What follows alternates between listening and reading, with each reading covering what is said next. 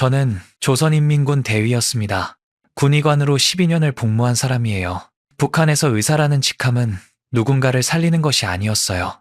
죽어가는 사람 앞에서 아무것도 할 수 없는 무력함, 그것의 다른 이름이었습니다. 저는 환자 7명을 데리고 병원을 나섰어요. 산간 요양소로 후송한다는 명목이었지요. 하지만 요양소 따위는 처음부터 존재하지 않았습니다. 제가 그들을 데려간 곳은 두만강이었어요. 그들이 진실을 알게 된 것은 강물 소리가 들리기 시작했을 때였습니다. 7명 중 2명은 스스로 걸을 수조차 없었고 나머지도 성한 몸이 아니었습니다. 그래도 서로를 업고 있었어요. 저는 그 9개의 눈동자 앞에 섰습니다. 한 사람은 한쪽 눈을 잃은 상태였으니까요. 이것은 저 강명철의 이야기이자 죽음의 문턱에서 서로의 손을 놓지 않았던 사람들의 이야기입니다. 이 이야기는 실제 탈북 사례를 바탕으로 재구성한 것입니다. 등장인물의 이름은 안전을 위해 가명을 사용하였습니다. 구독, 좋아요 부탁드립니다. 그리고 어느 지역에서 듣고 계신지 댓글에 알려주시면 반가운 마음으로 인사드리겠습니다. 이야기 시작합니다. 제 이름은 강명철입니다. 조선인민군 대위 군의관으로 12년을 복무했어요. 회령이라는 작은 도시, 두만강에서 직선으로 15km 떨어진 곳에 군 병원이 하나 있었어요. 그곳이 제 세상의 전부였습니다. 아버지도 의사였어요. 회령에서 소아과를 하셨던 분이지요. 어릴 적 기억이 하나 있어요. 겨울이면 아버지는 새벽마다 왕진을 나가셨어요. 한 번은 제가 따라 나선 적이 있었습니다. 6살 때였어요. 한 집에 도착하니 아이가 누워 있었어요. 아버지는 가방에서 청진기를 꺼내 아이의 가슴에 대셨어요. 한참을 듣더니 고개를 끄덕이셨습니다. 심장이 뛰면 살릴 수 있다. 아버지가 제게 하신 말은 그 한마디뿐이었어요. 그 한마디가 저를 의사로 만든 겁니다. 아버지는 어느 날 사라지셨어요. 제가 14살 때였습니다.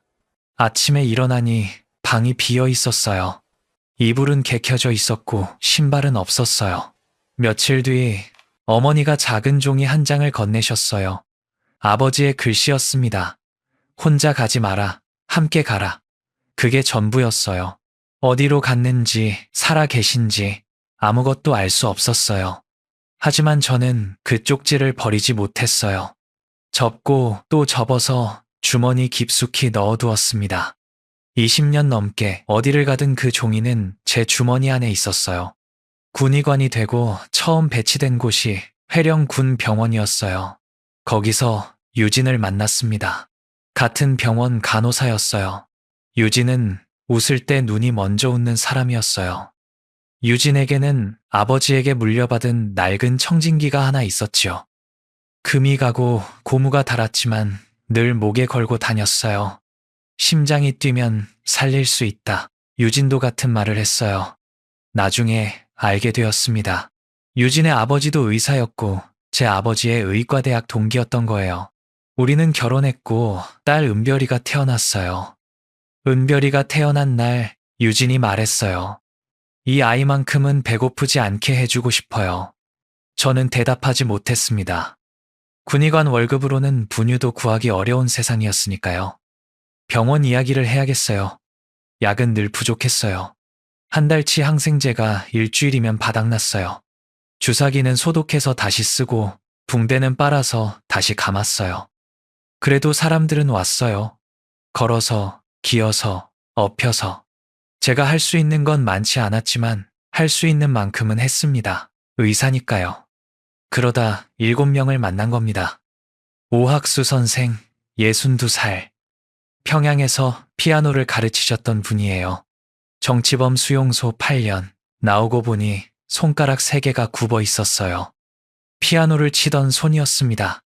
학수 선생은 병원에 올 때마다 창가에 앉아 무릎 위에서 손가락을 움직였어요. 건반 없는 피아노, 소리 없는 음악이었어요. 리경숙 동무, 54살, 인민학교 교원이었어요. 남편이 탈북하다 총살당한 뒤 연좌제로 모든 것을 잃었습니다. 경숙 동무에게는 버릇이 하나 있었어요. 혼자 있을 때 가르쳤던 아이들의 이름을 외우는 거예요. 낮은 목소리로 끊이지 않고 그게 기도처럼 들렸어요. 최판석, 46살.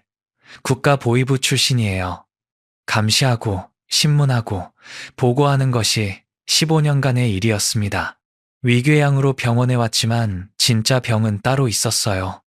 밤마다 꾸는 악몽, 자기가 신문했던 사람들의 얼굴이었지요. 한 번은 이런 말을 했어요. 강대위, 나도 사람이었소. 처음에는 그 말 끝에 긴 침묵이 있었습니다. 한동길 한동수 형제, 22과 19, 무산 탄광 출신이에요. 형 동길이가 폐결핵에 걸렸고 동수는 형을 업고 80리를 걸어왔어요. 이틀 밤낮이었습니다. 동수는 형 곁을 단 한 번도 떠나지 않았어요. 밤마다 형의 등을 두드려 주었어요. 피가 섞인 기침이 잦아들 때까지. 박정남 어르신, 73. 한국전쟁 때 한쪽 다리와 한쪽 눈을 잃으셨어요. 목발 하나로 70년을 사신 분입니다. 말이 거의 없으셨어요. 다만 가끔 창밖을 보시며 한마디 하셨지요. 강 건너가 보이는구만. 병원 창에서 두만강은 보이지 않았어요. 그래도 어르신은 늘 그쪽을 바라보셨습니다. 송미라, 28살. 제 환자 중 가장 젊었어요. 한 번은 제가 물었어요. 미라 동무 석양을 왜 그리 보는 거요? 대답은 짧았습니다. 저 너머에 뭐가 있는지 궁금해서요. 그 한마디에 모든 게 담겨 있었어요. 7명. 저와 유진, 은별이까지 10명.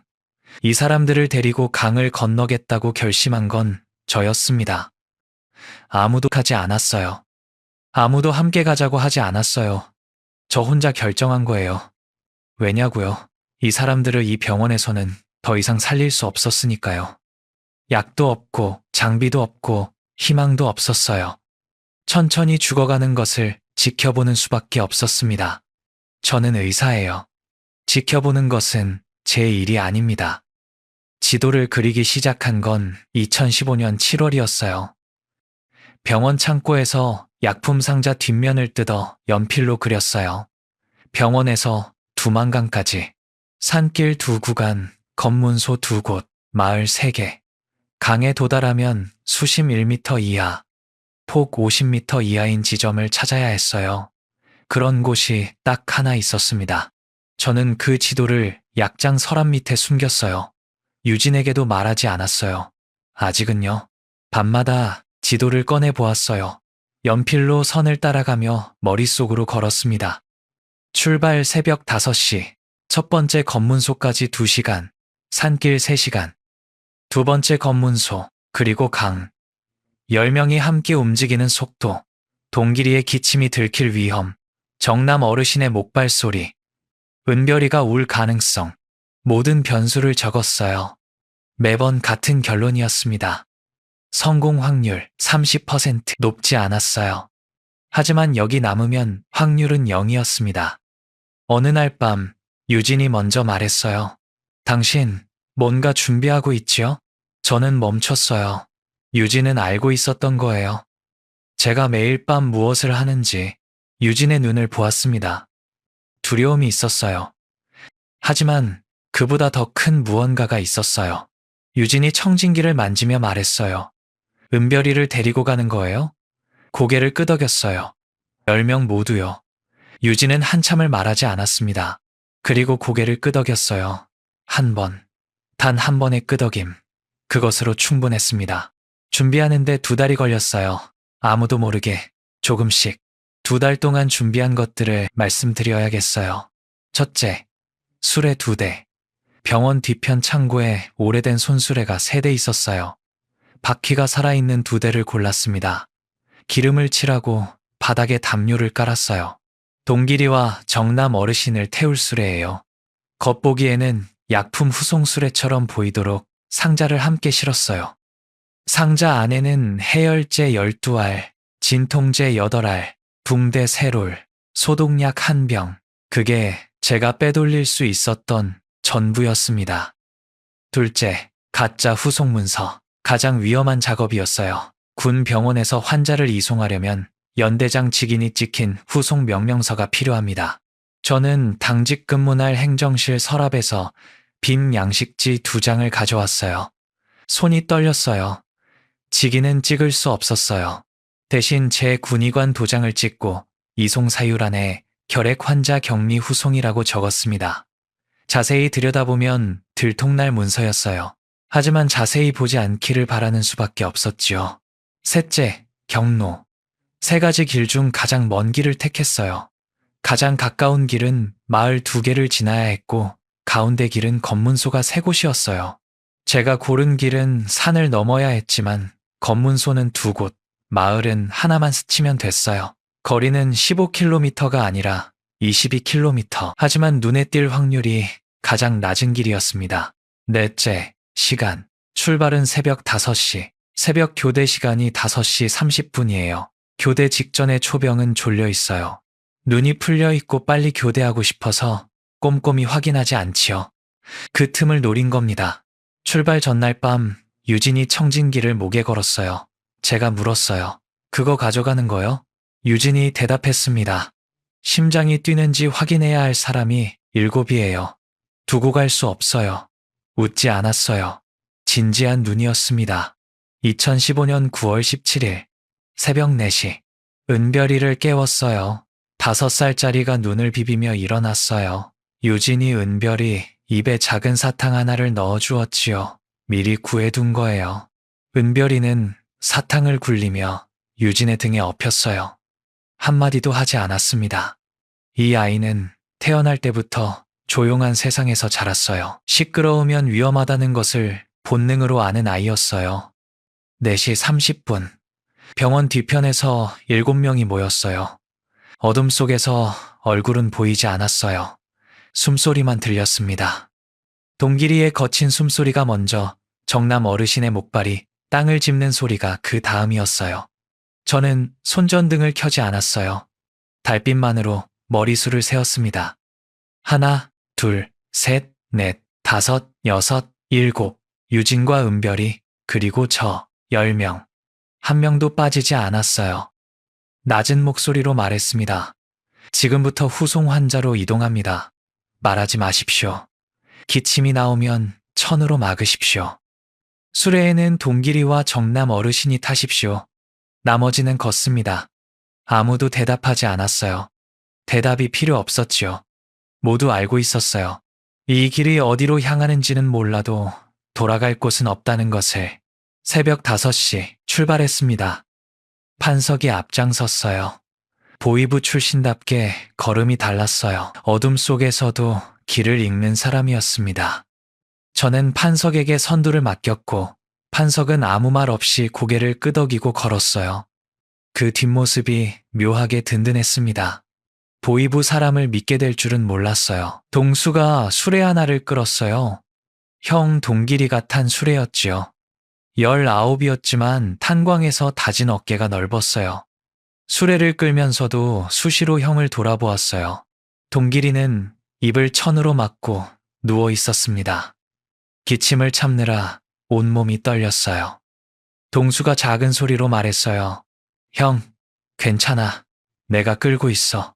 동길이는 고개만 살짝 끄덕였습니다.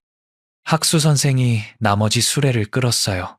정남 어르신이 탄 수레였습니다. 62살의 수레를 끄는 게 쉬웠겠어요.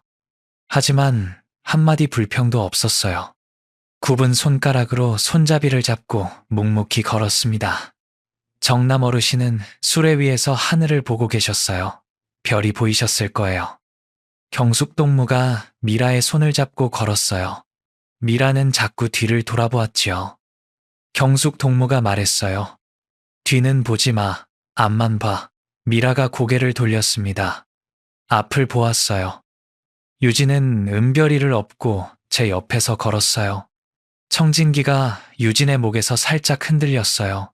어둠 속에서 금속 부분이 아주 약하게 빛났습니다.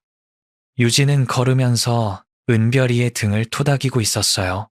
규칙적으로 심장 박동처럼 톡, 톡, 톡. 첫 번째 검문소까지 40분이 걸렸어요. 고개를 넘자 초소 불빛이 보였습니다. 노란 불빛 하나. 저는 손을 들어 모두를 멈춰 세웠어요. 심장이 빠르게 뛰었어요. 여기서 돌아갈 수는 없었습니다. 병원을 나온 이상 돌아가면 탈영이에요. 앞으로 가는 수밖에 없었어요. 군복 단추를 여미고 후속 문서를 꺼냈습니다. 손이 떨리지 않도록 주먹을 한번 쥐었다 폈어요. 그리고 초소를 향해 걸었습니다. 초병은 어렸어요. 20살이 채 안 되어 보였어요. 총을 들고 있었지만 눈이 반쯤 감겨 있었습니다. 제가 예상한 대로였어요. 교대 10분 전에 초병, 저는 경례를 했어요. 강명철 대위, 결핵 환자 격리 후송 중입니다. 목소리가 떨리지 않도록 배에 힘을 주었어요. 초병이 문서를 받아들었습니다. 펼쳐보았어요. 3초, 5초, 7초, 그 몇 초가 몇 시간처럼 느껴졌어요. 초병이 고개를 들었습니다. 대위 동지, 이 시간에 후송입니까? 심장이 돋는 줄 알았어요. 하지만 저는 대답했습니다. 침착하게, 결핵이요. 격리가 급해서 새벽에 출발한 거요. 초병은 수레를 한번 쳐다보았어요. 담요에 덮인 동길이와 정남 어르신이 보였을 거예요. 동길이가 그 순간 기침을 했어요. 피가 섞인 거친 기침이었습니다. 초병이 한 발 물러섰어요. 결핵. 그 단어가 효과를 발휘한 겁니다. 초병이 문서를 돌려주며 말했어요. 통과하십시오. 저는 경례를 하고 돌아섰습니다.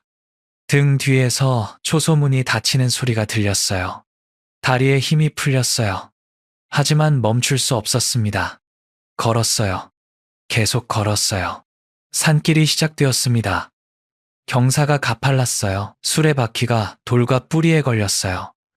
동수가 이를 악물고 수레를 끌어올렸어요. 학수 선생도 마찬가지였지요. 판석이 뒤로 와서 학수 선생의 수레를 함께 밀었어요. 아무 말도 없이 보이부 출신이 피아노 선생의 수레를 미는 모습, 이상한 장면이었어요. 하지만 그 순간만큼은 누가 무엇이었는지는 아무 상관이 없었습니다. 1시간을 올랐어요. 미라가 주저앉았습니다. 다리에 힘이 빠진 거예요. 경숙 동무가 미라를 일으켜 세웠어요. 조금만 더 가면 돼. 조금만. 미라가 고개를 끄덕이고 다시 걸었어요. 경숙 동무는 미라의 팔을 자기 어깨에 걸었습니다. 둘이 하나가 되어 걸었어요. 은별이가 유진의 등에서 작은 소리로 말했어요. 엄마, 별이 많다. 유진이 대답했지요. 별이 우리 은별이만큼 많아. 은별이는 다시 조용해졌어요. 그 짧은 대화가 어둠 속에서 빛처럼 느껴졌습니다. 산을 넘는데 3시간이 걸렸어요. 내려오니 마을 하나가 보였습니다. 불이 꺼진 마을이었어요. 개 짖는 소리가 들렸어요. 저는 모두에게 손짓했어요. 멈추라고. 숨죽이고 기다렸습니다. 개가 짖다가 멈췄어요. 다시 짖었어요. 또 멈췄어요. 3분을 기다렸습니다. 조용해졌어요. 마을 뒤편 논두길로 우회했어요. 발소리를 죽이며 한 명씩 지나갔습니다. 10명 전원이 마을을 벗어나는데 20분이 걸렸어요. 2번째 검문소가 남았습니다. 여기가 고비였어요. 2번째 검문소는 아침 교대조가 이미 나와 있을 시간이었어요. 졸린 초병이 아니라 깨어있는 초병이 서 있을 거였습니다. 저는 걸음을 멈추고 모두를 둘러보았어요. 동길이의 기침이 잦아들지 않았어요. 정남 어르신은 수레 위에서 눈을 감고 계셨어요. 미라는 경숙 동무에게 기대어 간신히 서 있었지요. 유진이 제 옆에 와서 작은 소리로 말했어요. 당신 괜찮아요? 저는 고개를 끄덕였어요. 괜찮지 않았지만요. 후속 문서를 다시 꺼냈어요. 구겨지지 않도록 가슴 안주머니에 넣어두었던 거예요. 한번 깊이 숨을 쉬었습니다. 그리고 걸었어요. 2번째 초병은 30대 중반으로 보였어요. 눈이 날카로웠습니다. 첫 번째와는 달랐어요. 경례를 하고 문서를 내밀었어요. 초병이 문서를 받아들고 한참을 읽었습니다. 한 줄, 한 줄. 시간이 흘렀어요. 뒤에서 동길이가 기침을 참는 소리가 들렸어요. 그르릉 하는 목구멍 소리. 초병이 고개를 들었습니다. 연대장 직인이 없소. 심장이 떨어지는 느낌이었어요. 예상했던 말이었지만 막상 들으니 머리가 하얘졌습니다. 하지만 준비해둔 대답이 있었어요. 긴급 후송이요. 연대장 동지가 부재 중이라 군의관 직권으로선 조치한 겁니다. 결핵 환자가 객혈 중이요. 격리가 급합니다. 이 말을 하는 동안 동끼리가 다시 기침을 했어요. 이번에는 참지 못한 기침이었습니다. 크고 거칠고 피가 섞인 소리. 초병의 얼굴이 변했어요. 결핵이라는 단어와 그 기침 소리의 조합. 초병이 반발 물러섰습니다. 그리고 문서를 돌려주었어요. 빨리 가시오. 저는 경례를 했어요. 돌아서는 순간 다리가 풀렸지만 걸었습니다. 멈추지 않았어요. 두 번째 검문소를 지나고 30분을 더 걸었어요. 나무가 우거진 숲길이었습니다. 저는 멈추라고 했어요. 모두 주저앉았어요. 숨을 고르는 소리, 신음소리, 동기리의 기침 소리가 뒤섞였습니다. 그때 소리가 들렸어요. 물소리였습니다. 강이었어요. 두만강. 아직 보이지는 않았지만 소리는 분명했어요. 졸졸, 콸콸이 아니었어요. 낮고 넓게 흐르는 소리, 무겁고 느린 물소리였습니다. 10명 모두 그 소리를 들었어요. 아무도 말하지 않았어요. 하지만 모두의 얼굴이 달라졌습니다. 그 순간 학수 선생이 물었어요. 조용하지만 또렷한 목소리였습니다. 강대위, 우리 진짜 어디 가는 거요? 학수 선생의 목소리가 어둠 속에 떨어졌어요. 아무도 움직이지 않았습니다. 물소리만 계속 들려오고 있었어요. 저는 일어섰어요. 9개의 눈동자가 저를 향했습니다. 9개. 정남 어르신은 한쪽 눈을 잃으셨으니까요. 말해야 할 때가 온 겁니다. 저는 숨을 한번 들이쉬었어요. 그리고 말했습니다. 또렷하게. 요양소는 없습니다. 침묵이었어요. 숲속의 벌레 소리마저 멈춘 것 같았어요. 경숙동무가 제 얼굴을 바라보고 있었어요. 미라가 경숙동무의 손을 더 세게 잡는 게 느껴졌습니다. 동수는 형의 술에 옆에 서서 미동도 하지 않았어요. 저 소리가 들리십니까? 두만강입니다. 여기서 200m 앞이에요. 저는 처음부터 여러분을 강으로 데려올 생각이었습니다. 학수 선생이 천천히 일어섰어요. 굽은 손가락이 떨리고 있었습니다. 강을 건넌다. 그 말이요? 저는 고개를 끄덕였어요. 그렇습니다. 그때 판석이 입을 열었어요. 짐작은 하고 있었소. 모두가 판석을 보았어요. 판석은 땅을 보고 있었습니다. 낮은 목소리였어요. 후속 문서에 연대장 직인이 없었소. 경로도 이상했소. 산간 요양소로 가는 길치고는 너무 남쪽이었어. 짐작은 했지만 확인하고 싶지 않았던 거요. 판석이 고개를 들었습니다. 눈이 차가웠어요. 하지만 짐작하는 것과 듣는 것은 다르오. 판석이 저를 향해 한 걸음 다가왔어요. 강대위, 당신은 지금 이 사람들을 죽이려는 거요? 살리려는 거요? 질문이 아니었습니다. 추궁이었어요. 보위부 15년의 눈빛이 저를 꿰뚫고 있었어요. 저는 도망치지 않았습니다. 판석의 눈을 똑바로 보았어요. 살리려는 겁니다. 하지만 솔직하게 말씀드리겠습니다. 죽을 수도 있어요. 강물 수온은 7도예요. 수심은 얕은 곳이 1m, 깊은 곳은 그 이상이에요. 순찰 간격은 30분. 그 안에 10명이 모두 건너야 합니다. 실패하면 총살이에요. 저만이 아니라 여기 있는 모든 사람이. 침묵이 내려앉았습니다. 길었어요. 아무도 입을 열지 못했어요. 경숙동무가 먼저 말했어요. 가르쳤던 아이들 중에 굶어 죽은 아이가 3이에요. 얼어 죽은 아이가 2이에요. 수용소에 끌려간 아이가 4이에요. 저는 아무것도 하지 못했어요. 교실에 서서 아무것도. 경숙동무의 목소리가 떨렸습니다. 저는 건너겠어요. 동수가 형을 내려다보았어요. 동길이가 수레 위에서 동수의 손을 잡았어요. 약한 손이었지만 분명한 힘이 있었습니다.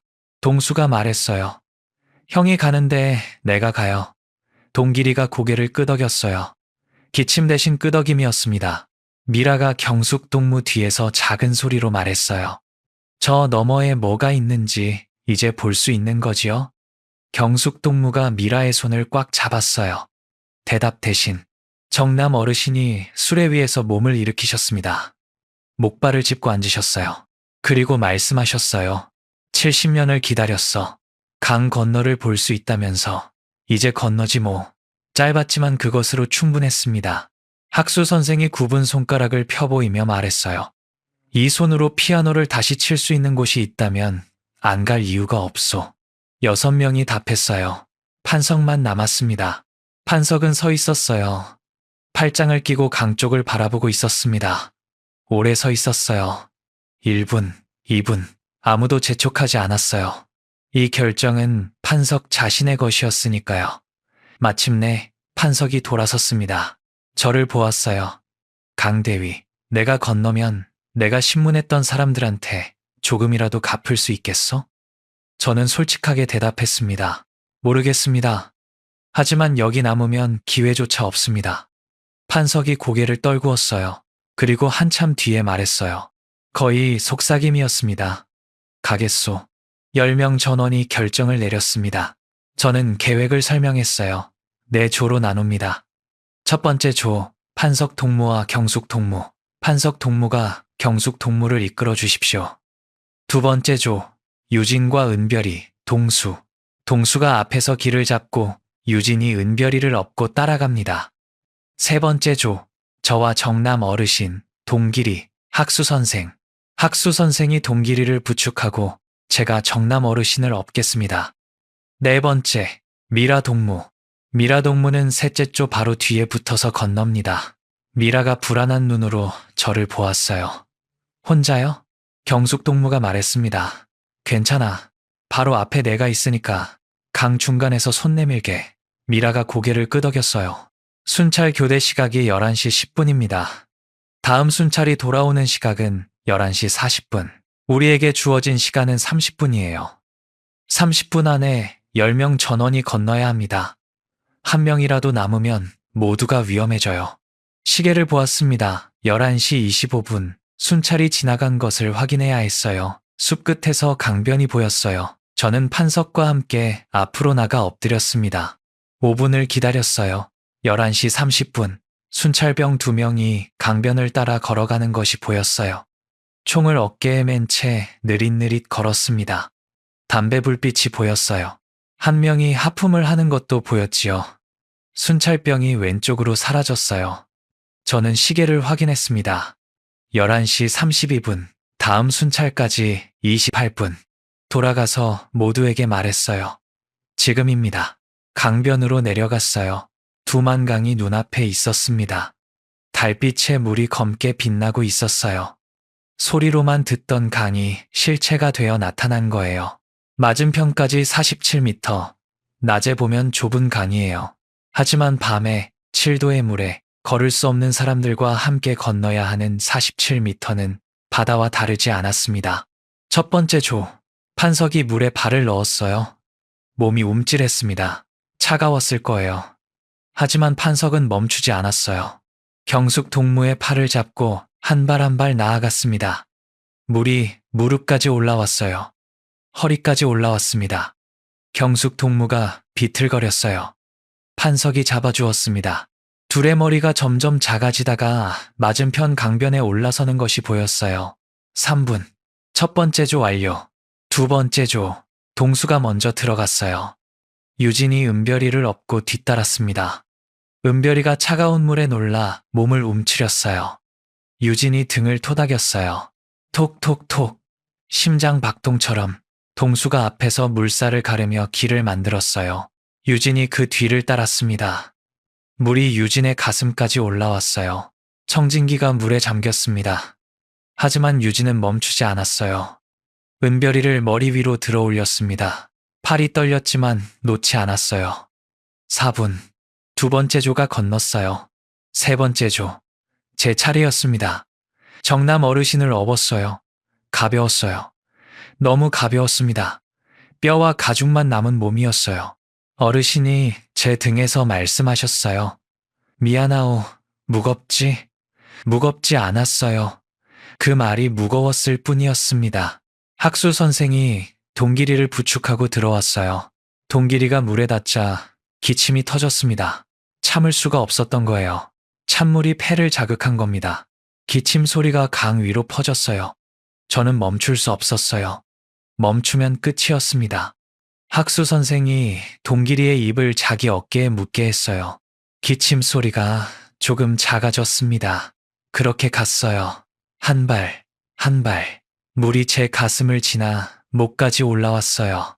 정남 어르신이 제 등에서 젖어가고 있었습니다. 차가웠어요. 뼈까지 차가웠어요. 발밑에 돌이 미끄러졌습니다. 중심을 잃을 뻔했어요. 하지만 버텼습니다. 5분, 강 중간을 지났어요. 바닥이 다시 얕아지기 시작했습니다.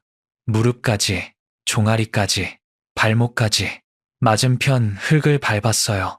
정남 어르신을 내려놓았습니다. 어르신이 젖은 얼굴로 웃으셨어요.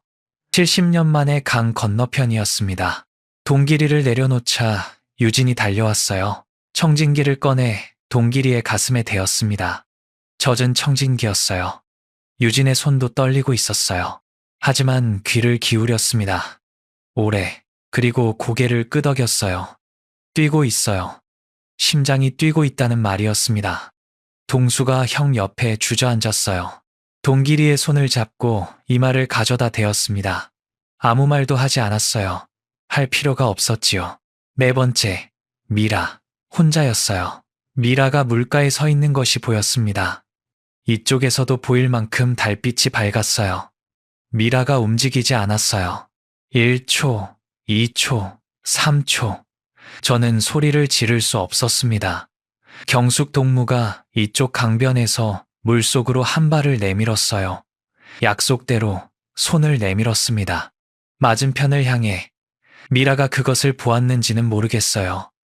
하지만 미라가 움직이기 시작했습니다. 한 발, 물이 발목을 덮었어요. 또 한 발, 무릎까지. 미라가 걸었어요. 떨면서, 울면서, 하지만 걸었습니다. 강 중간에서 물이 미라의 허리를 넘었어요. 미라가 비틀거렸습니다. 경숙동무가 물속으로 더 들어갔어요. 허리까지, 가슴까지, 그리고 미라의 손을 잡았습니다. 두 사람이 함께 이쪽으로 올라왔어요. 미라가 강변에 주저앉아 울었습니다. 소리 없이 어깨만 떨렸어요. 시계를 보았습니다. 11시 52분. 30분 안에 10명 전원이 건넜어요. 2분의 여유, 간신이었습니다. 저는 돌아보았어요. 방금 건너온 강을 47m, 물은 여전히 검게 흐르고 있었어요. 아무 일도 없었다는 듯이 주머니에 손을 넣었습니다. 아버지의 쪽지가 있었어요. 젖어서 종이가 흐물거렸어요. 꺼내지 않았습니다. 꺼내지 않아도 알고 있었으니까요. 혼자 가지 마라. 함께 가라. 함께 왔습니다. 10명 모두. 은별이가 유진의 품에서 작은 소리로 말했어요. 엄마, 여기가 저 너머야? 유진이 은별이의 젖은 머리카락을 쓸어 넘기며 대답했지요. 응, 은별아, 여기가 저 너머야. 우리는 강을 건넜습니다. 하지만 끝이 아니었어요. 시작이었습니다.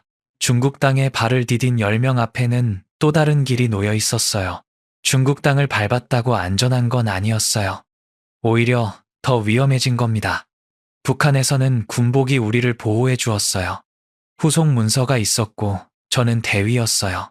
하지만 여기서는 아무것도 아니었습니다. 불법 입국자 10명, 잡히면 북송이에요. 북송되면 끝입니다. 강을 건넌 직후 200m쯤 올라간 곳에 작은 움막이 있었어요. 누가 쓰다 버린 건지 나무와 비닐로 대충 지은 것이었지요. 바닥은 흙이었고 천장은 손을 뻗으면 닿았어요. 10명이 들어가니 몸을 돌릴 수도 없었습니다. 하지만 바람은 막아주었어요. 그것만으로 충분했어요. 담요가 3장이었어요. 10명에 3장. 동기리와 정남 어르신에게 한 장씩 덮었어요. 나머지 한 장은 은별이에게 감싸주었습니다. 유진이 은별이를 안고 구석에 앉았어요. 나머지 7명은 서로의 체온으로 버텨야 했어요. 판석이 경숙 동무 옆에 앉았습니다.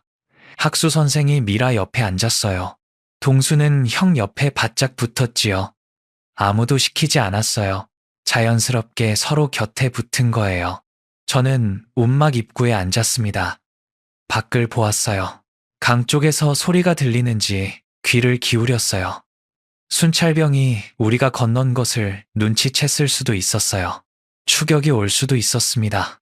30분을 그렇게 앉아 있었어요. 아무 소리도 들리지 않았어요. 강물 소리뿐이었습니다. 조금씩 긴장이 풀렸어요. 하지만 완전히 풀 수는 없었습니다. 해열제가 12알 남아 있었어요. 동길이에게 2알을 먹였습니다. 열이 있었어요. 강물에 젖어서 더 올라간 거예요. 유진이 동길이의 이마에 손을 대었어요. 38도 넘었어요. 유진의 표정이 어두워졌습니다. 항생제가 없었어요. 해열제로 열만 누르는 것이 전부였어요. 시간이 없다는 뜻이었습니다. 동길이를 빨리 안전한 곳으로 데려가야 했어요. 새벽이 오기 전에 움직여야 했어요. 이 움막에서 오래 머물 수는 없었습니다. 제가 아는 정보는 하나였어요. 여기서 북쪽으로 50km쯤 가면 조선족 마을이 있다는 것. 군 병원에 출입하던 약재상에게 들은 이야기였어요. 그 마을에 사람을 연결해 줄 수 있는 브로커가 있다고 했어요. 이름은 장 사장. 그게 제가 가진 정보의 전부였습니다. 이름 하나, 방향 하나. 그것만 믿고 가야 했어요. 새벽 3시에 출발했습니다. 낮에는 움직일 수 없었어요. 사람 눈에 띄면 끝이었습니다. 밤에만 걸었어요. 산길이었어요. 북한 쪽 산과 다르지 않았지만 냄새가 달랐어요. 흙냄새가 달랐습니다. 나무 냄새도. 같은 산인데 다른 나라라는 것을 코가 먼저 알았어요. 정남 어르신은 다시 수레에 타셨어요. 수레바퀴가 중국 쪽 산길에서는 더 자주 걸렸습니다. 돌이 많았어요. 학수 선생과 판석이 번갈아 밀었어요. 동수는 형의 수레를 끌면서 한 번도 쉬자는 말을 하지 않았어요. 19살 청년의 어깨가 흔들릴 때마다 저는 가슴이 아팠습니다. 첫째 밤, 20km를 걸었어요. 날이 밝아올 때쯤 숲속에 움푹 파인 곳을 찾아 숨었습니다. 나뭇가지로 위를 덮고 그 안에 10명이 웅크렸어요. 낮 동안은 잠을 자야 했지만 아무도 잠들지 못했어요. 소리 때문이었습니다. 개 짖는 소리가 들렸어요. 가까웠어요. 마을이 근처에 있다는 뜻이었지요. 개가 우리 냄새를 맡으면 사람이 올 거예요. 사람이 오면 끝이에요. 저는 모두에게 말했습니다. 움직이지 마십시오. 소리 내지 마십시오. 그렇게 8시간을 버텼어요. 개는 짖다가 멈추고 멈추다가 다시 짖었어요. 하지만 다가오지는 않았습니다. 운이 좋았던 거예요. 둘째 밤, 다시 걸었어요. 동길이의 상태가 나빠지고 있었습니다. 열이 내리지 않았어요. 해열제를 2알 더 먹였어요. 남은 해열제 8알. 유진이 저를 불러 세웠어요. 작은 소리로 말했습니다. 열이 39도예요. 이대로 가면 안 돼요. 저도 알고 있었어요. 하지만 멈출 수 없었습니다. 멈추면 잡혀요. 가야 했어요. 동수에게 말했어요. 형 상태가 좋지 않아. 수레에서 절대 내리지 않게 해. 동수가 고개를 끄덕였습니다. 동수의 눈이 빨갛게 충혈되어 있었어요. 잠을 자지 못한 거예요. 형 걱정해. 그 밤에 비가 왔어요. 가을비였지만 차가웠습니다. 빗줄기가 가늘었지만 온몸을 적셨어요. 담요 3장이 모두 젖었습니다. 은별이가 유진의 등에서 떨기 시작했어요. 유진이 자기 윗옷을 벗어 은별이를 감쌌어요. 유진은 속옷 차림이 된 거예요. 비를 그대로 맞으며 걸었습니다. 저는 유진에게 제 군복 상의를 벗어주었어요. 입어요. 유진이 고개를 저었어요. 당신이 입어요. 당신이 쓰러지면 우리 모두 끝이에요. 저는 할 말이 없었습니다. 다시 입었어요. 미라가 걷다가 주저앉았어요. 2번째였습니다. 경숙 동무가 미라를 일으키려 했지만 미라가 고개를 저었어요. 언니, 나 못 가겠어요. 여기서 쉴게요. 경숙 동무가 미라의 얼굴을 2 손으로 잡았습니다. 미라야, 석양 너머가 보고 싶다고 했지. 여기가 아니야. 조금만 더 가면 돼. 미라가 경숙 동무를 보았어요. 눈물이 빗물과 함께 흘렀습니다. 미라가 일어섰어요. 다시 걸었습니다. 새벽이 되어 비가 그쳤어요. 안개가 내려앉았습니다. 앞이 10m도 보이지 않았어요.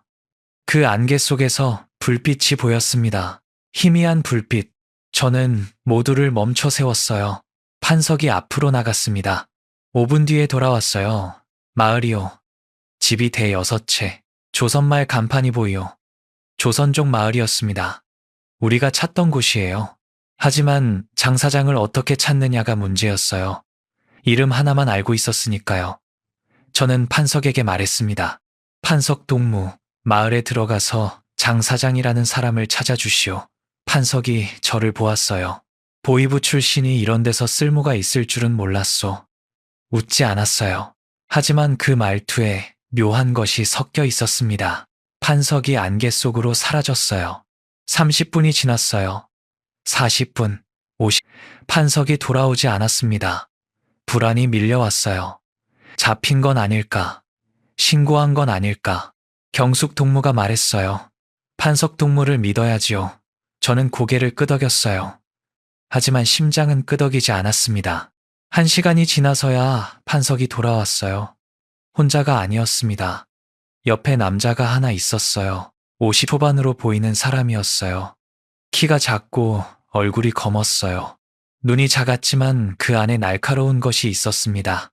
그 사람이 입을 열었어요. 조선말이었습니다. 약간 억양이 달랐지만 분명한 조선말이었어요. 장입니다. 따라오시오. 장 사장의 집은 마을 끝에 있었어요. 낡았지만 넓은 집이었습니다. 마당에 텃밭이 있었고 개가 한 마리 묶여 있었어요. 장 사장이 개를 달래며 우리를 안으로 들였습니다. 방이 2개였어요. 작은 방에 동기리와 정남 어르신을 눕혔어요. 나머지는 큰 방에 들어갔습니다. 바닥이 따뜻했어요. 온돌이었지요. 그 온기가 몸에 닿는 순간 미라가 울었어요. 소리 없이 또 울었어요. 경숙 동무도 울었습니다. 학수 선생이 벽에 등을 기대고 눈을 감았어요.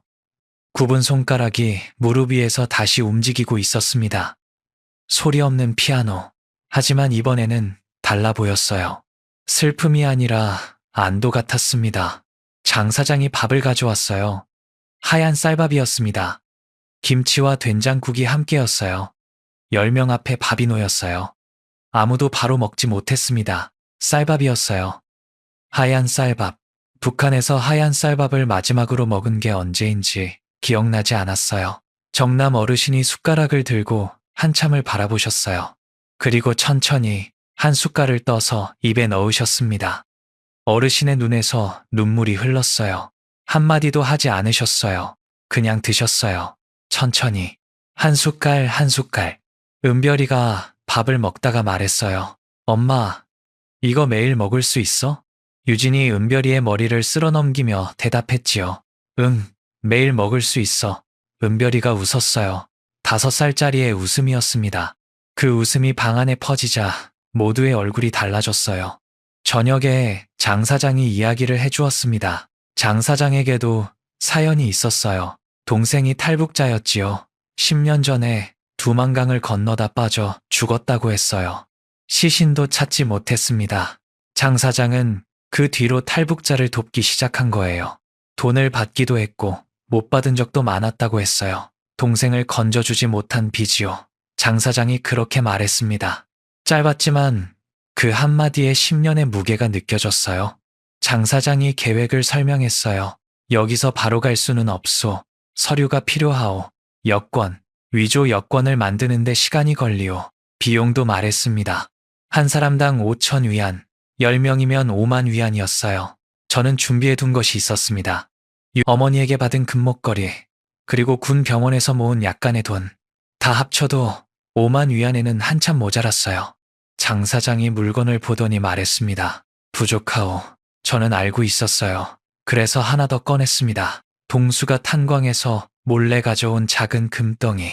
동수가 떠나기 전에 제게 맡긴 거예요. 형 살리는 데 쓰라고 했었죠. 장 사장이 금덩이를 들어보았어요. 한참을 보더니 고개를 끄덕였습니다. 되겠소. 그날 밤 모두 잠들었어요. 이틀 밤을 걸은 뒤라 쓰러지듯 잠들었습니다. 저는 잠이 오지 않았어요. 마당에 나가 앉았습니다. 하늘을 올려다 보았어요. 별이 보였어요. 북한에서 보던 별과 같은 별이었습니다. 같은 하늘이었어요. 하지만 저는 다른 쪽에 서 있었어요. 주머니에서 아버지의 쪽지를 꺼냈습니다. 젖어서 종이가 거의 풀어지고 있었어요. 글씨가 번져서 읽기 어려웠지만 저는 읽을 필요가 없었어요. 외우고 있었으니까요. 혼자 가지 마라. 함께 가라. 아버지, 함께 왔어요. 10명이 함께 강을 건넜습니다. 아버지가 가셨던 그 길을 제가 걷고 있는 건지도 모르겠어요. 아버지를 만날 수 있을까요? 살아 계시다면, 어딘가에 계시다면. 별이 흐려졌어요. 눈물 때문이었습니다. 군의관 12년 동안 울지 않았어요. 환자가 죽어도, 약이 떨어져도, 아무것도 할 수 없는 밤에도. 하지만 그 밤은 울었습니다. 소리 없이 마당에 혼자 앉아서 일주일을 장 사장의 집에서 머물렀어요. 그 사이에 일어난 일들을 말해야겠습니다. 동기리의 열이 사흘째 되는 날 겨우 내렸어요. 유진이 해열제를 아껴가며 네 시간 간격으로 먹이고 젖은 수건으로 이마를 식혀준 덕이었습니다. 동기리가 눈을 떴을 때 동수가 옆에 있었어요. 동수는 웃었지요. 사흘 만에 처음 보는 웃음이었습니다. 미라가 텔레비전을 처음 보았어요. 장 사장의 집 거실에 작은 텔레비전이 있었거든요. 미라가 화면 앞에 쪼그리고 앉아서 움직이지 않았습니다. 중국 드라마가 나오고 있었어요. 말은 알아듣지 못했지만 미라는 눈을 떼지 못했어요. 은별이가 옆에 앉아서 설명해 주었지요. 5살짜리가 알 리 없었지만 자기 나름대로 저 사람은 울고 있어요. 슬픈가 봐요. 미라가 은별이를 보며 웃었습니다. 처음 보는 웃음이었어요. 판석은 매일 아침마당에 나가 서 있었어요. 동쪽을 바라보았습니다. 북한 쪽이에요. 무슨 생각을 했는지 물어보지 않았어요. 물어볼 수 없었습니다. 판석의 등이 말하고 있었으니까요. 후회와 안도가 함께 섞인 등이었어요. 일주일이 지났습니다. 장 사장이 여권 10장을 가져왔어요. 위조 여권이었지만 정교했습니다. 여기서 연길까지 트럭으로 갑니다. 연길에서 기차를 타고 선양으로, 선양에서 비행기를 타고 방콕으로, 방콕에서 한국 대사관을 찾으면 됩니다. 장 사장이 경로를 설명했어요. 듣기에는 간단해 보였지요. 하지만 매 구간마다 잡힐 수 있었어요. 검문이 있을 수 있었고, 여권 검사가 있을 수 있었고, 눈 밝은 공안이 있을 수 있었습니다. 떠나기 전날 밤, 장 사장이 마당에서 저를 불렀어요. 강 선생, 10명은 처음이요. 저는 물었어요. 보통 몇 명이요? 장 사장이 대답했습니다. 2명, 3명, 많아야 5이요. 10명은 미친 거요. 저는 웃었어요. 미쳤으니까 여기까지 온 거요. 장 사장도 웃었습니다. 처음 보는 웃음이었어요. 다음 날 새벽, 우리는 장 사장의 집을 떠났습니다. 장 사장이 마련한 트럭은 농산물 운반용이었어요. 짐칸에 배추 상자를 쌓아놓고 그 뒤에 공간을 만들었습니다. 10명이 들어가기에는 좁았어요. 무릎을 가슴에 붙이고 앉아야 했지요. 배추 냄새가 코를 찔렀어요. 하지만 아무도 불평하지 않았습니다. 우리는 배추 냄새보다 더한 것들을 견뎌온 사람들이었으니까요. 장 사장이 짐칸 문을 닫기 전에 말했어요. 연길까지 4시간이요. 중간에 검문이 있을 수 있어. 검문이 걸리면 숨을 죽이시오. 아무 소리도 내지 마시오. 문이 닫혔습니다. 어둠이었어요. 완전한 어둠. 트럭이 출발하자 바닥이 흔들렸어요. 배추 상자가 덜컹거렸습니다. 은별이가 유진의 품에서 몸을 움츠렸어요. 유진이 은별이의 귀를 막아주었습니다. 소리가 무서운 게 아니라 소리를 내는 것이 무서웠던 거예요. 2시간쯤 지났을 때 트럭이 멈췄습니다. 모두 얼어붙었어요. 검문이었어요. 밖에서 말소리가 들렸습니다. 중국어였어요. 알아들을 수 없었지만 톤은 읽을 수 있었어요. 날카로운 톤, 질문하는 톤이었습니다. 장 사장의 목소리가 들렸어요. 웃으면서 대답하는 소리였어요. 능숙했습니다. 이 일을 한두 번 한 사람이 아니라는 게 느껴졌어요. 발소리가 짐칸 쪽으로 다가왔습니다. 심장이 찼는 줄 알았어요. 동기리가 기침을 참고 있었어요. 동수가 형의 입을 손으로 막고 있었습니다. 동기리의 눈이 크게 떠져 있었어요.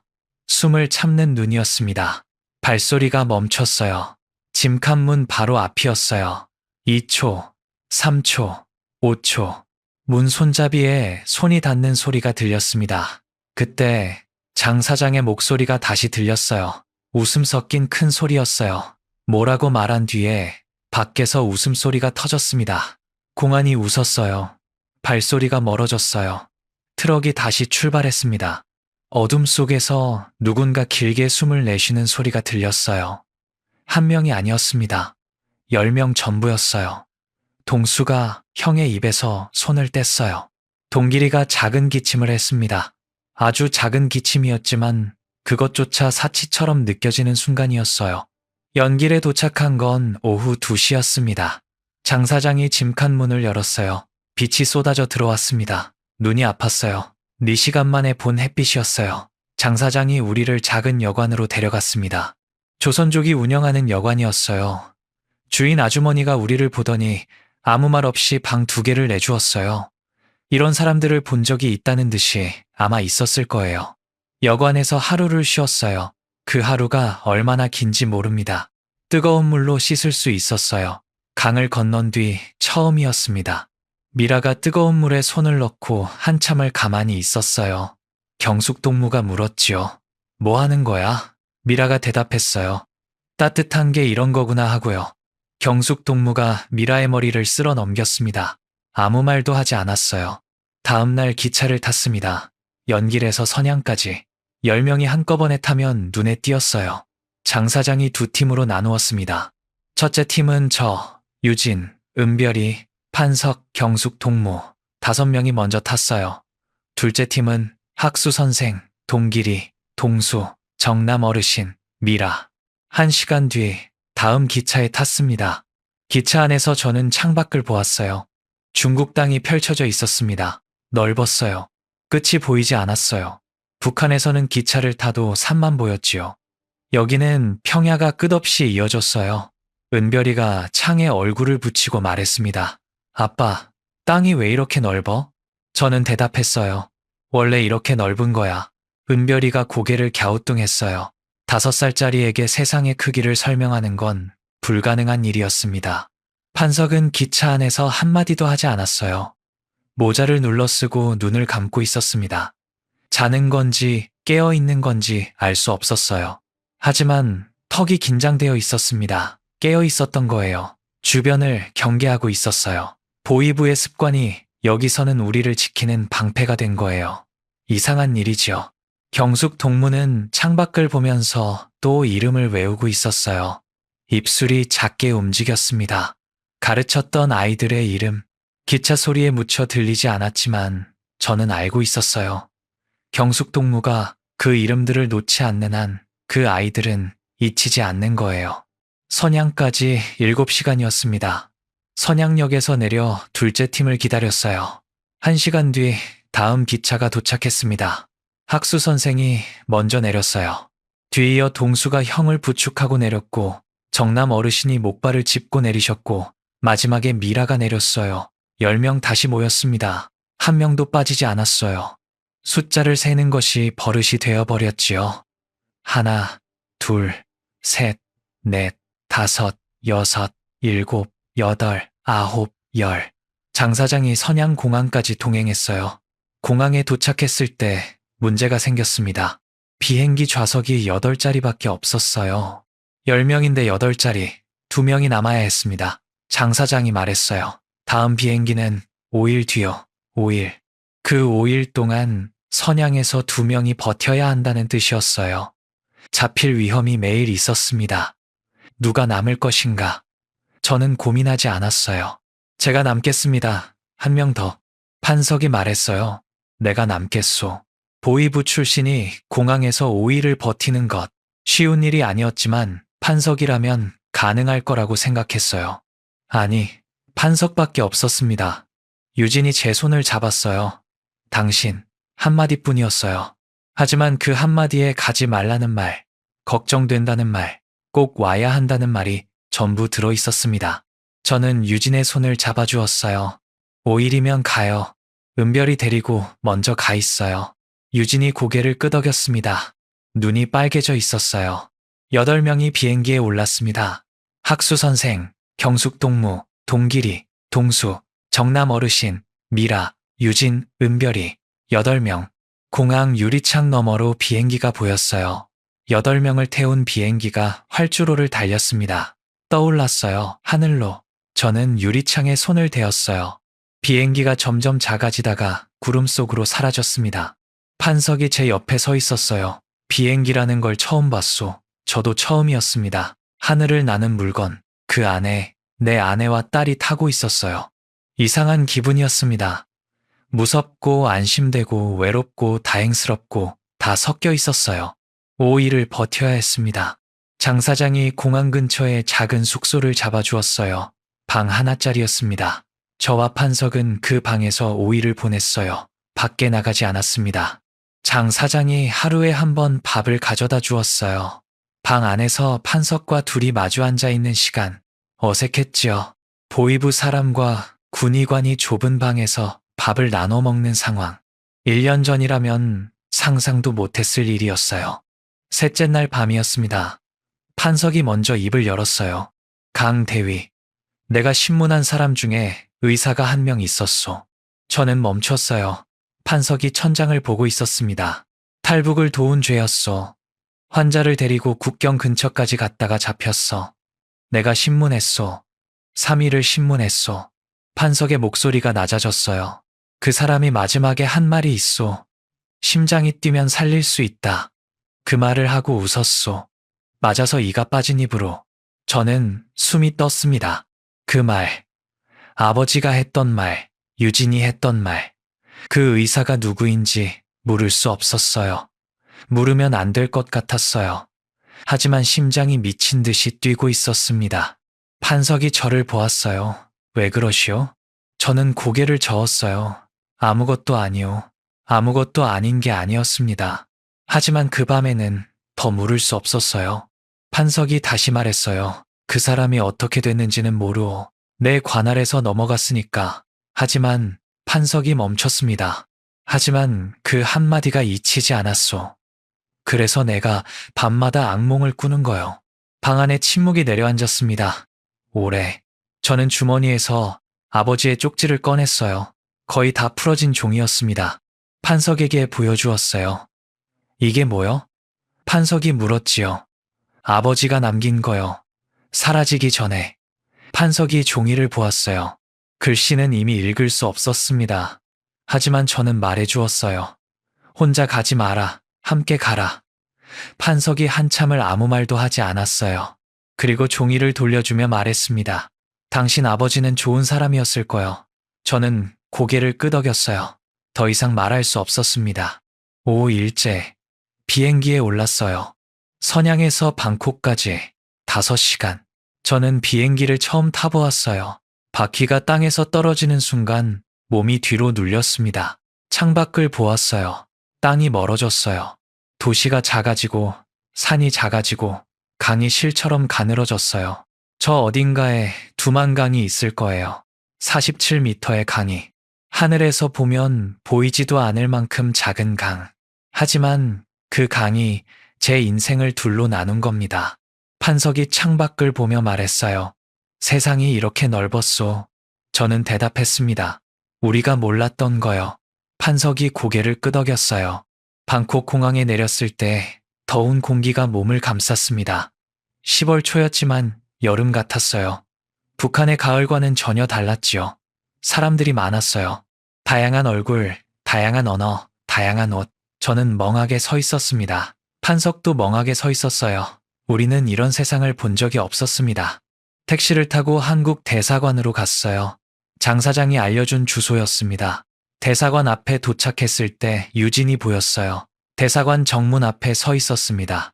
은별이를 안고 그 뒤에 학수 선생, 경숙 동무, 동길이, 동수, 정남 어르신, 미라가 서 있었어요. 8명 전원, 무사했습니다. 유진이 달려왔어요. 은별이를 안은 채로. 저는 두 사람을 안았습니다. 은별이가 말했어요. 아빠, 늦었어. 저는 웃었어요. 미안, 조금 늦었지. 유진이 아무 말도 하지 않았어요. 다만 제 옷을 꽉 잡고 있었습니다. 놓으면 사라질까봐 그러는 것 같았어요. 대사관 직원이 우리를 안으로 안내했습니다. 10명, 한 명도 빠지지 않았어요. 하나, 둘, 셋, 넷, 아홉, 10명 전원이 한국 대사관 안에 들어섰습니다. 문이 닫혔어요. 그 문이 닫히는 소리가 제가 들은 소리 중 가장 아름다운 소리였습니다. 대사관 문이 닫힌 뒤 우리는 처음으로 안전하다는 말을 들었습니다. 대사관 직원이 말했어요. 여러분은 이제 대한민국 정부의 보호를 받습니다. 그 한마디를 듣는데 10명 중 6명이 울었어요. 소리내어 운 사람도 있었고 소리 없이 운 사람도 있었습니다. 저는 울지 않았어요. 울 수 없었어요. 아직은 10명 전원이 무사한지 다시 확인해야 했으니까요. 군의관의 습관이 아직 남아 있었던 겁니다. 방콕 대사관에서 이틀을 머물렀어요. 깨끗한 방, 따뜻한 물, 하얀 밥. 장 사장의 집에서 처음 먹었던 쌀밥이 떠올랐죠. 하지만 여기는 달랐어요. 접시가 있었고 반찬이 4가지였고 국이 뜨거웠습니다. 정남 어르신이 국을 드시다가 숟가락을 놓으셨어요. 이게 남쪽 밥이구만. 그 한마디뿐이셨어요. 하지만 어르신의 눈가가 젖어 있었습니다. 이틀 뒤 비행기를 탔어요. 방콕에서 인천까지. 이번에는 10명 모두 같은 비행기였습니다. 5시간. 저는 창가에 앉았어요. 유진이 옆에, 은별이가 유진 무릎 위에 앉았지요. 은별이가 구름을 보며 말했어요. 아빠, 구름 위에 사는 사람 있어? 저는 대답했어요. 없어. 하지만 구름 아래에 좋은 사람들이 많이 있어. 은별이가 고개를 갸우뚱했습니다. 5살짜리는 아직 몰랐어요. 구름 아래 세상이 얼마나 넓은지 곧 알게 되겠죠. 비행기가 내려가기 시작했어요. 창밖으로 땅이 보였습니다. 바다가 보이고 도시가 보이고 건물들이 보였어요. 불빛이 반짝이고 있었습니다. 밤이었어요. 서울의 밤이었습니다. 평양에서 본 밤하늘과는 달랐어요. 평양은 어두웠지요. 여기는 밝았어요. 땅에서 별이 빛나고 있는 것 같았습니다. 2015년 10월 8일, 인천공항에 도착했습니다. 비행기 문이 열리고 통로를 걸어 나왔어요. 공항은 거대했습니다. 천장이 높았고 유리가 반짝였고 사람들이 빠르게 걸어 다녔어요. 저는 멈춰 섰습니다. 다리가 움직이지 않았어요. 여기가 한국이라는 게 실감나지 않았습니다. 유진이 제 손을 잡았어요. 왔어요. 그 두 글자를 듣는 순간 다리에 힘이 돌아왔어요. 입국장에서 국가정보원 직원들이 기다리고 있었습니다. 정장을 입은 남자 3명, 여자 2명. 표정이 부드러웠어요. 어서 오십시오. 그 말을 한국말로 들었어요. 조선말과 같은 말인데 억양이 달랐습니다. 부드럽고 둥근 억양이었어요. 10명이 한 줄로 서서 입국 심사를 받았어요. 이름, 나이, 출신지 하나하나 물었습니다. 시간이 오래 걸렸어요. 하지만 아무도 조급해하지 않았어요. 문이 닫히지 않을 거라는 걸 알았으니까요. 이 문은 닫아서 가두는 문이 아니라 열어서 맞이하는 문이었습니다. 그 뒤로 한 달간 조사를 받았어요. 합동신문센터라는 곳이었습니다. 방은 깨끗했고 밥은 몇 끼 나왔어요. 하지만 자유롭게 나갈 수는 없었지요. 신원을 확인하는 과정이었습니다. 한 명 한 명 따로 불려가서 같은 질문을 여러 번 받았어요. 이름, 출신, 군 복무 이력, 탈북 동기, 경로. 저는 모든 것을 솔직하게 말했습니다. 숨길 것이 없었어요. 숨길 이유도 없었습니다. 판석은 오래 걸렸어요. 보위부 출신이었으니까요. 열흘 넘게 조사를 받았습니다. 판석이 돌아왔을 때 얼굴이 많이 수척해져 있었어요. 저는 물었습니다. 괜찮소? 판석이 대답했어요. 신문이라면 내가 전문가 아니오. 받는 쪽도 해볼만 했소. 웃지 않았어요. 하지만 그 말투에 판석다운 것이 살아있었습니다. 부서지지 않았다는 뜻이었어요. 한 달이 지나고 하나원에 들어갔습니다. 사회 적응 교육을 받는 곳이에요. 3달 과정이었어요. 교통카드 사용법, 은행 계좌 만드는 법, 핸드폰 쓰는 법. 북한에서는 없던 것들이었지요. 정남 어르신이 교통카드를 받아들고 한참을 바라보셨어요. 이 작은 게 뭐 하는 거요? 강사가 설명했습니다. 버스, 지하철을 탈 수 있어요. 어르신이 고개를 저으셨어요. 나는 목발로 70년을 걸었소. 이제 와서 카드를 쓰라고? 모두 웃었어요. 어르신도 웃으셨습니다. 그 웃음은 거부가 아니라 놀라움이었어요. 세상이 이렇게 변했다는 것에 대한. 동길이는 하나원에 들어가기 전에 병원으로 먼저 갔습니다. 결핵 치료가 급했어요. 제대로 된 약을 처음 받은 거예요. 항생제 4가지를 조합한 표준 치료였습니다. 북한에서는 상상도 못할 치료였어요. 동수는 면회가 허락될 때마다 형을 보러 갔어요. 매번 과일을 사들고 동길이가 물었지요. 이거 돈 주고 산 거야? 동수가 웃었어요. 형, 여기는 돈 주면 뭐든 살 수 있어. 동길이가 과일을 한 입 베어 물었습니다. 사과였어요. 동길이가 말했어요. 달다. 그 한마디에 동수의 눈이 빨개졌어요. 하나원을 나온 뒤 10명은 각자의 삶을 시작했습니다. 학수 선생, 62살에 새 인생을 시작하셨어요.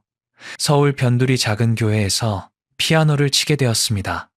굽은 손가락 3개로 건반을 누를 때 소리가 완벽하지는 않았어요. 하지만 학수 선생은 말했지요. 소리가 나오. 드디어 소리가 나오. 병원에서 무릎이 건반 없는 피아노를 치던 그 손이었습니다. 이제 소리가 나는 거예요. 학수 선생은 교회 교사도 맡으셨어요. 아이들에게 피아노를 가르치셨습니다. 평양에서 하시던 일을 서울에서 다시 시작하신 겁니다. 경숙 동무, 인권단체에서 증언 활동을 시작했어요. 자기가 겪은 일, 남편의 일, 아이들의 일을 사람들 앞에서 이야기했습니다. 처음에는 목소리가 떨렸어요.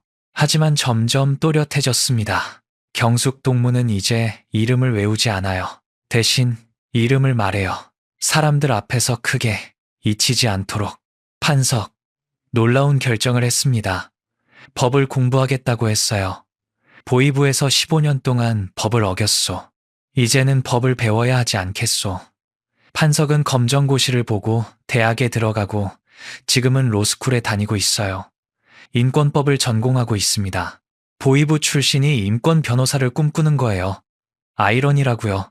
저는 그렇게 생각하지 않아요. 판석이기 때문에 가능한 일이에요. 어둠을 가장 오래 본 사람이 빛의 가치를 가장 잘 아는 법이니까요. 동길이, 결핵이 완치되었습니다. 6개월이 걸렸어요. 퇴원하던 날 동수가 병원 앞에서 기다리고 있었지요. 형제가 서로를 보며 웃었어요. 아무 말도 하지 않았습니다. 80리를 업고 걸어온 동생과 그 등 위에서 버텨낸 형. 그 둘 사이에 말이 필요했겠어요. 동길이는 간호사가 되었습니다. 병원에서 환자를 돌보는 일. 아파본 사람이 아픈 사람을 가장 잘 돌볼 수 있는 거예요. 동수는 요리사가 되었어요. 탄광에서 일하던 손으로 이제는 음식을 만듭니다. 형에게 매주 밥을 해 가져다 줘요. 형제가 같은 도시에 살고 있습니다. 정남 어르신, 전동 휠체어를 타게 되셨어요. 70년 동안 목발 하나로 다니셨던 분이 버튼 하나로 움직이는 의자에 앉으신 겁니다. 처음에는 적응이 안 되셨지요. 네 발로 걷는 게 낫지 않소? 하지만 한 달 뒤에는 누구보다 능숙하게 타고 다니셨어요. 공원에 가셨습니다. 한강이 보이는 공원이었어요. 어르신이 강을 바라보며 말씀하셨지요. 강이 보이는구만. 이번에는 진짜로. 병원 창에서 보이지 않던 강 건너. 이제 어르신은 강 건너에 계십니다. 미라, 그림을 그리기 시작했어요. 하나원에서 미술 수업을 들은 것이 시작이었습니다. 미라가 처음 그린 그림은 석양이었어요. 주황색과 보라색이 섞인 하늘. 그 아래 강 하나. 강 건너편에 작은 사람들이 서 있었습니다. 10명이었어요. 미라는 지금 작은 갤러리에서 일하며 계속 그림을 그리고 있어요. 석양은 여전히 미라의 주제입니다. 하지만 이제 석양 너머에 뭐가 있는지 궁금해하지 않아요. 이미 와봤으니까요. 유진, 한국에서도 간호사가 되었습니다. 자격증을 다시 따야 했어요. 2년이 걸렸지요. 시험 공부를 하면서 아이를 키우고 집안일을 하고 저까지 챙겼어요. 유진은 한 번도 힘들다고 말하지 않았습니다. 대신 매일 아침 청진기를 목에 걸었어요. 아버지에게 물려받은 그 낡은 청진기. 금이 더 갔고 고무는 더 달았지만 유진은 놓지 않았어요. 한국 병원에서도 그 청진기를 썼습니다. 동료가 물었지요. 새 거 쓰지 그래요? 유진이 대답했어요. 이건 심장 소리가 달라요. 웃으면서 한 말이었지만 저는 알았어요. 그 청진기에는 아버지의 마음이 들어있다는 것을, 심장이 뛰면 살릴 수 있다는 믿음이. 은별이 지금 16살이에요. 고등학생이 되었습니다. 5살 때 엄마 등에 업혀 두만강을 건넌 아이가 이제 교복을 입고 학교에 다녀요. 은별이는 의사가 되고 싶다고 했습니다. 할아버지처럼, 아빠처럼 은별이에게 물었어요. 왜 의사가 되고 싶어? 은별이가 대답했지요. 아빠가 사람 살리는 게 제일이라고 했잖아요. 저는 그런 말을 한 기억이 없었어요. 하지만 은별이는 기억하고 있었습니다. 아이들은 말보다 등을 보고 자라는 법이지요. 그리고 저, 강명철. 저는 한국에서 의사 면허를 다시 땄습니다. 3년이 걸렸어요. 북한 의과대학 학력을 인정받지 못했기 때문에 처음부터 다시 시작해야 했습니다. 44살에 시험을 보았어요. 22살짜리 학생들 틈에 앉아서 부끄럽지 않았어요. 여기까지 온 사람이 시험이 부끄러울 리가 없지요. 면허를 딴 뒤 탈북민 전문 진료소에서 일하기 시작했습니다. 제 환자는 대부분 탈북한 사람들이에요. 몸이 아픈 사람도 있고 마음이 아픈 사람도 있어요. 저는 둘 다 봅니다. 제가 그 아픔을 아니까요. 진료실 벽에 액자가 하나 걸려 있어요.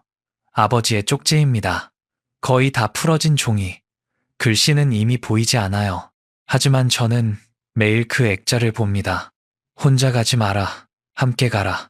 아버지의 마지막 말. 아버지를 아직 만나지 못했어요. 살아 계신지도 모릅니다. 하지만 아버지의 말은 살아있어요. 제 주머니에서, 두만강 물속에서, 중국 마당 위에서, 그리고 지금 이 진료실 벽 위에서. 판석이 그 밤에 들려준 이야기. 신문한 의사가 했다는 말. 심장이 뛰면 살릴 수 있다. 그 의사가 아버지였는지 아니었는지 저는 아직도 모릅니다. 확인할 방법이 없어요. 하지만 이상하지요. 모른다는 것이 오히려 희망이 되기도 합니다. 아버지가 그 말을 마지막까지 하셨다면 아버지는 끝까지 의사였던 거예요. 그것으로 충분해요. 매년 9월 17일 10명이 모입니다. 서울 어딘가의 작은 식당에서 하얀 쌀밥을 시켜요. 김치와 된장국을 시킵니다. 장사장의 집에서 처음 먹었던 그 밥과 같은 구성이에요. 10명이 둘러앉아 밥을 먹습니다. 학수 선생은 여전히 굽은 손가락으로 숟가락을 들어요. 경숙 동무는 이제 이름을 외우지 않아요. 판석은 법률책을 옆에 놓고 앉지요. 동길이와 동수는 나란히 앉아요. 늘 그랬듯이. 정남 어르신은 전동 휠체어를 타고 오시지요. 미라는 새로 그린 그림을 한 장 가져와요. 유진은 청진기를 목에 걸고 와요. 매년 은별이는 해마다 키가 커져 와요. 밥을 먹다가 누군가 말합니다. 그날 밤 강물 참 차가웠지요. 그러면 모두 웃어요. 웃다가 울어요. 울다가 또 웃어요. 매년 그래요. 저는 그 자리에서 10명을 세요. 습관이에요. 버릴 수 없는 습관입니다. 한 명도 빠지지 않았어요. 마지막으로 한 가지만 더 말씀드리겠습니다. 제가 그날 밤 두만강 기슭에서 10명을 이끌고 물에 들어간 이유, 의사여서가 아닙니다. 용감해서도 아니에요. 저는 겁이 많은 사람입니다. 다만 한 가지 확실한 것이 있었습니다. 이 사람들의 심장이 뛰고 있었어요. 뛰고 있는 심장 앞에서 아무것도 하지 않는 것. 그것은 제가 할 수 있는 일이 아니었습니다. 심장이 뛰면 살릴 수 있어요. 아버지가 그랬고, 유진이 그랬고, 이름 모를 그 의사가 그랬습니다. 저도 그렇게 믿어요. 오늘도 진료실에 앉아 환자의 가슴에 청진기를 대봅니다. 심장 소리가 들려요. 뛰고 있어요. 이것으로 저 강명철의 이야기를 마칩니다. 들어주셔서 고맙습니다.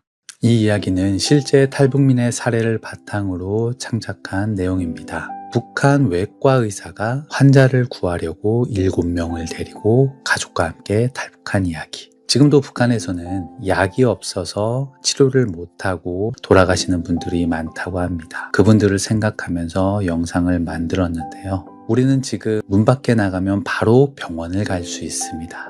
하지만 가까이에 있는 북한 우리 동포들은 그런 혜택을 받고 있지 못합니다. 지금도 간단한 병 하나만으로 죽어가고 있죠. 오늘은 그분들을 생각하면서 영상을 제작했습니다. 하루빨리 북한 동포들이 자유를 찾을 수 있는 날이 왔으면 좋겠습니다. 오늘은 여기까지입니다. 시청해주셔서 감사합니다. 지금까지 탈북 감동 스토리였습니다.